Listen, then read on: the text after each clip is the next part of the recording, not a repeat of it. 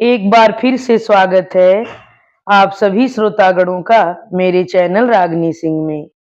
आइए आज सुनते हैं मालती जोशी जी द्वारा लिखी एक खूबसूरत कहानी जिसका शीर्षक है विकल्प। तो आइए सुनते हैं कहानी विकल्प। दूर से बैंड की आवाज कान में पड़ते ही बबली ने किताबें परिसर काईं और लपक कर खिड़की पर जा खड़ी हुई। यह तो बाद में याद आया कि इस तरह हाय तौबा मचाने की जरूरत नहीं थी। अब तो खिड़की पर उसका एकाधिकार है। अब पहले वाली बात नहीं रही कि दोनों दीदी सटकर खड़ी हुई हैं और उन दोनों के बीच में मछली की तरह फिसलकर वह सबसे आगे खड़ी होकर डांट खा रही है।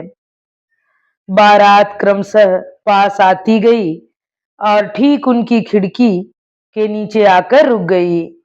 लोगों ने अपने आप एक गोला बना लिया और जवान लड़के थिरकने लगे। बैंड वाले ने झूम झूम कर पल्लू लटके की धुन बजाने लगे। औरतें दिल खोल कर न्यौछावर करने लगी और बैंड मास्टर फुर्ती से नोट बटोरने लगा।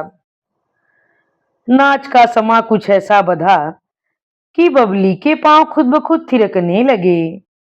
उसका मन हुआ कि वह भी दौड़कर नीचे पहुंचे और नाच में शामिल हो जाए और फिर नाचते नाचते धीरे से सेहरा उठाकर दूल्हे राजा का चेहरा देख ले। हाय कैसा लजीला दूल्हा था। सेहरे की लड़ियों से जैसे उस सुदर्शन रूप की आभा छलक पड़ रही थी। सच कौन भाग्यशालिनी होगी वह जिसके दरवाजे यह सजी धजी बारात जा रही है। यह किसके सपनों का राजकुमार है। बबली ओ बबली, बहरी हो गई है क्या। इंद्रधनुषी आसमान में उड़ते हुए जैसे किसी ने धरती पर लापटका। क्या है, उसने गुर्राकर पूछा। घंटे भर से चिल्ला रही हूँ, खिड़की बंद कर, सुनाई नहीं देता। छोटी दीदी ने अपनी कटखनी आवाज में कहा। पता नहीं कौन सी क्रीम चिपड़कर बैठी थी। चेहरा एकदम विभत्स लग रहा था। रही सही कसर आवाज ने पूरी कर दी थी। अब भी उनका भुनभुनाना जारी था। पता नहीं कैसा घर है, दिन भर कांव कांव लगी रहती है। कोई एक मिनट यहाँ बैठकर शांति से काम नहीं कर सकता। ऐसा कौन सा महत्वपूर्ण काम कर रही हैं आप, उसने खींचकर पूछा। दोनों हाथों पर क्रीम मलती दीदी क्षण भर को रुक गईं और उसे खा जाने वाली नजरों से देखने लगी। बबली और भी कुछ कहने को थी पर उसे मौका ही नहीं मिला। तख्त पर लेटे बाबूजी एकदम फट पड़े। वहां खड़ी खड़ी जबान लड़ा रही है, शर्म नहीं आती। उन लफंगों का नाच देखना क्या इतना जरूरी है। चल बैठकर पढ़ाई कर। बाबूजी ने उसे ऐसे घुड़क दिया जैसे वह फर्स्ट ईयर की छात्रा नहीं, छोटी सी बच्ची हो। बेचारी चुपचाप अपना सा मुंह लेकर पुस्तकों के पास आकर बैठ गई। पर अब पढ़ाई क्या खाक होती। सारा मूड तो हवा हो चुका था। ले देकर घर में एक ही तो खिड़की है जो सड़क पर खुलती है। वहीं से थोड़ी रौनक देख लेती है तो लोगों से उसका यह जरा सा सुख भी नहीं देखा जाता। बस जब तब झिड़क देते हैं। खिड़की बंद हो गई थी पर बाजे की मधुर ध्वनि अब भी पल्लों से छनकर आ रही थी। अब बबली के पांव उस सुरताल पर थिरकना भूल गए थे। आतिशबाजी की सतरंगी किरणें रोशनदान से झांक रही थीं। उन्हें देख देख कर उसका मन सुलग रहा था। फिर धीरे धीरे वह संगीत, वह शोर, वह हंगामा दूर होता चला गया और घर एक सन्नाटे में डूब गया। बबली को लगा जैसे घर अरसे से इसी तरह एक मनहूस चुप्पी ओढ़े पड़ रहा है। उसका रुआंसा चेहरा अम्मा से नहीं देखा गया। कसैले स्वर में बोली, क्यों झिड़क दिया बेचारी को? खिड़की पर खड़ी थी तो किसी का क्या ले रही थी? बारात ही तो देख रही थी। इस दरवाजे तो पता नहीं कभी कोई बारात आएगी भी कि नहीं। उसे दूसरों की खुशी से ही मन बहलाने दिया होता। बबली डर गई। अब एक महाभारत होके रहेगा। पर बाबूजी शायद बहुत थके हुए थे या फिर उनके सारे जवाब चुक गए थे। तभी तो अम्मा की इतनी कड़वी बात को चुपचाप पी गए। उन्होंने एक तरह से विषय ही बदल दिया। बोले, ये बबलू दिखाई नहीं दे रहा है, ट्यूशन पढ़ने गया है। झूठ, एकदम झूठ। बबली का मन हुआ कि चीख कर अम्मा के इस झूठ का पर्दाफाश कर दे। कह दे कि बबलू पिक्चर गया है और अम्मा इसे जानती हैं। वह तो पड़ोस में जरा सा टीवी देखने चली जाती है तो घर में तूफान आ जाता है, मगर बबलू महीने में 4-5 पिक्चर देख ही डालता है। अम्मा खुद उसे पैसे देती हैं। पर उसने कुछ नहीं कहा। जानती है कि इस घर में बबलू के तो 100 खून माफ हैं, क्योंकि वह लड़का है। कटघरे में तो उसे ही खड़ा होना है हमेशा, क्योंकि वह लड़की है, तीसरी लड़की। अनचाहे मेहमान की तरह उसे हमेशा ही उपेक्षा सहनी है, अवहेलना झेलनी है। माँ बाप ने तो चाहा था कि एक और लड़का पर साथ लगी, वह भी चली आई। इस अपराध को कभी माफ नहीं किया गया। साथ साथ जन्म लेने के बावजूद उसे बबलू के बराबर दर्जा कभी नहीं मिल सका। बचपन से ही देखती आ रही है कि मलाई बबलू के दूध में पड़ती, घी उसकी रोटी में लगता, नए कपड़े खिलौने उसके लिए आते। बबली तो बस उतरन पुतरन पर पल गई। बबलू का महंगे स्कूल में एडमिशन कराया गया, उसके लिए ट्यूटर लगाए गए। बबली सरकारी स्कूल में पढ़ती रही। उसके पास होने पर कभी मिठाई नहीं बटी, अलबत्ता फेल होने पर डांट जरूर पड़ती। और तो और, घर में कोई मेहमान भी आते तो बबलू को ही नोट थमा कर जाते। घर में जन्मदिन भी उसी का मनता। वह टुकुर टुकुर सारी रौनक देखती रहती। अब तो खैर आदत हो गई है उसे, पर बचपन में बड़ा ताव आ जाता। वह बात बात पर मुंह फुलाकर बैठ जाती, पर कोई उसे मनाता नहीं।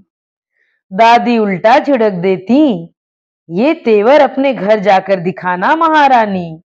तुम तो खा पी कर अपने घर चली जाओगी, साथ में ढेर सारा समेट कर ले जाओगी। हमें कमाकर तो यही खिलाएगा न, बुढ़ापे की लाठी यही तो बनेगा। बुढ़ापे की लाठी, बबली बुदबुदाई। एक वे बड़े भैया हैं तो शादी के 6 महीने बाद ही अलग चूल्हा लेकर बैठ गए। एक ही शहर में रहते हैं, पर अम्मा महीनों बेटे की शक्ल देखने के लिए तरस जाती हैं। वे बेचारे तो शादी के लिए मना ही कर रहे थे। उन्होंने बार बार कहा कि कम से कम उमा की तो हो जाने दीजिए, पर बाबूजी ही जिद पर अड़ गए। 10,000 नकद और बहू की बैंक वाली नौकरी, उनके मुंह में पानी आना स्वाभाविक ही था। सोचा होगा, एक बार कमाऊ लड़की घर में आ जाए, फिर तो पलक झपकते उमा रमा दोनों निपट जाएंगी। पर हाय, उनका सोचा कुछ भी नहीं हुआ। कमाऊ बहू कोई मोम की गुड़िया नहीं थी, नफा नुकसान खूब समझती थी। पहली होली पर जो पीहर गई तो फिर लौटी ही नहीं।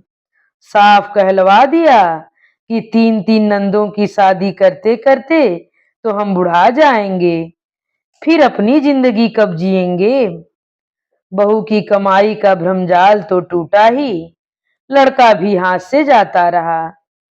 उसकी शादी पर जो कर्ज उठाया था, उसकी किस्तें भरते भरते बाबूजी बूढ़े हो गए। भैया तो जैसे उस खर्च से अनजान ही बने रहे। अपनी गृहस्थी में ऐसे डूब गए हैं कि महीनों घर का रुख नहीं करते।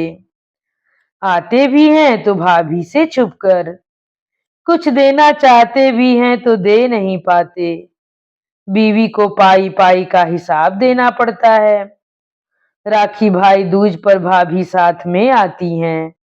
10-5 रुपए बहनों को पकड़ाते हुए भैया का चेहरा अत्यंत दयनीय हो जाता है। पर भाभी के तेवर ऐसे होते हैं मानो नंदों पर दुनिया भर की दौलत लुटाई जा रही है।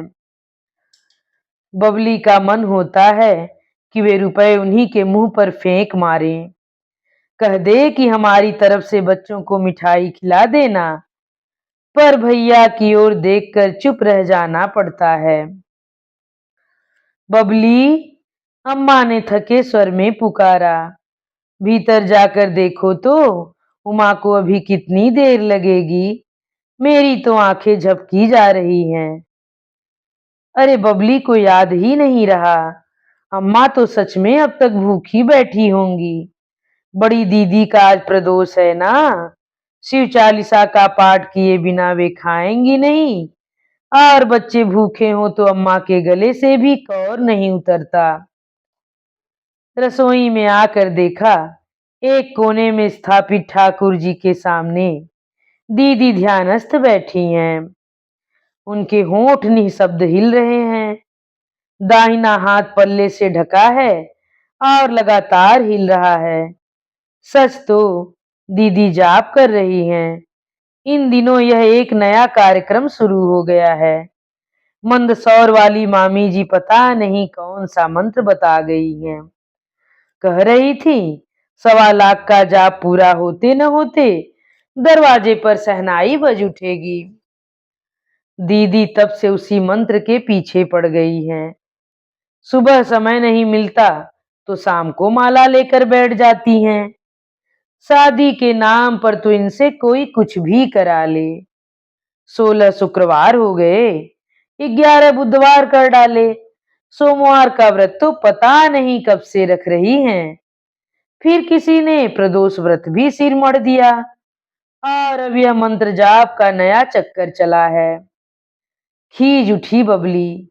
वहां बेचारी अम्मा भूखी प्यासी बैठी हैं और इन्हें अपनी शादी की पड़ी है। दीदी जल्दी कीजिए, अम्मा भूखी हैं, उसने बेजारी से कहा। दीदी ने इशारे से उसे 5 मिनट रुकने का इशारा किया। दीदी का यह अंदाज उसे अपनी दादी की याद दिला गया और उसे हंसी आ गई। कैसी विडंबना है, 28 साल की दीदी को देखकर उसे 68 वर्ष की स्वर्गीय दादी की याद आ रही है। पर कौन कहेगा कि दीदी मात्र 28 की हैं। निरंतर उपवासों ने देह को सुखा दिया है, चेहरे की रौनक छीन ली है। अब उन्हें न पहनने का शौक रहा है न संवरने का। भैया 1000 बार कह चुके हैं कि ऐसी मीराबाई बनकर रहती है तभी तो कहीं बात नहीं बनती। आजकल के लड़के तो मॉडल लड़कियां पसंद करते हैं। शक्ल सूरत चाहे कैसी हो, पर रहन सहन ढंग का होना चाहिए। बड़े भैया बेचारे ठीक ही कहते हैं, पर जब से उन्होंने अलग घर बसाने का घोर पातक किया है, कोई उनकी बातों पर कान नहीं देता। यही दीदी कॉलेज के जमाने में कितनी स्मार्ट हुआ करती थी। पहनने ओढ़ने की बहुत सुविधा तो तब भी नहीं थी, पर जो भी था उसे बड़े सलीके से पहनती थी। पास पड़ोस की माताएं उनका उदाहरण दिया करती थीं। दीदी सिर्फ स्मार्ट ही नहीं बुद्धिमान भी थी। जिन परिस्थितियों में बड़े भैया रोते झींकते भी काम कर पाए, दीदी डबल एमए कर गईं, फिर बीएड भी कर लिया। शादी की प्रतीक्षा में पढ़ती चली गईं, फिर उस लायक वर नहीं मिला तो नौकरी में लग गईं। अब पिछले 6 सालों से अपने दहेज की रकम जमा कर रही हैं, पर हर साल उनकी उम्र और दूल्हों के भाव दोगुने अनुपात में बढ़ते जा रहे हैं। बड़ी दीदी की त्रासदी देखकर छोटी दीदी ने अक्ल से काम लिया और बीए के बाद ही पढ़ाई से हाय हाय कर ली।